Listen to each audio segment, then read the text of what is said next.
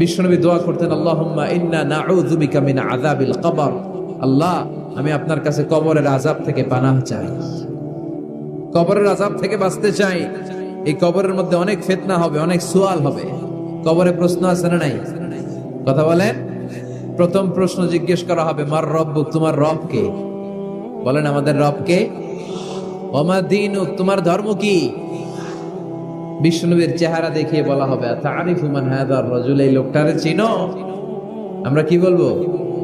আমরা চিনি, উনি আমাদের প্রিয় রাসূল মুহাম্মদুর রাসূলুল্লাহ সাল্লাল্লাহু আলাইহি ওয়াসাল্লাম। এরপরে জিজ্ঞেস করা হবে, এগুলো কোত্থেকে শিখলা? আমরা বলবো, কোরআন থেকে। ফায়ুফসাহু লাহু কবরুহু ৭০ যিরাআন।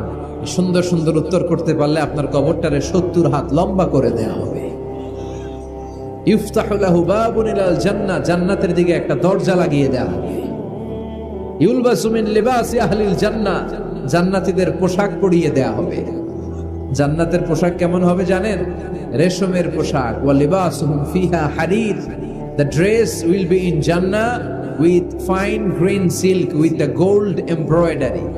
জান্নাতে যারা থাকবে তাদের পোশাক হবে পাতলা সবুজ রঙের রেশমের কাপড়ের পোশাক, যেটার মধ্যে গোল্ডের, স্বর্ণের ডিজাইন করা, এমব্রয়ডারি করা থাকবে।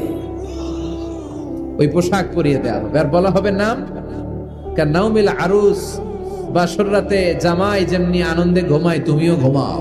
দুনিয়াতে অনেক কষ্ট সহ্য করছো, দুনিয়াতে পুলিশের দৌড়ানি, র্যাবের দৌড়ানি, আছে না নাই? ইসলামের পক্ষে যারা কথা বলে নিজ এলাকায় পরবাসী, আছে না নাই?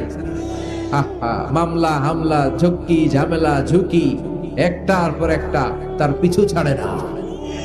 সে ঘুমাইতেও পারে নাই, চিল্লায় বলেন ঠিক কিনা?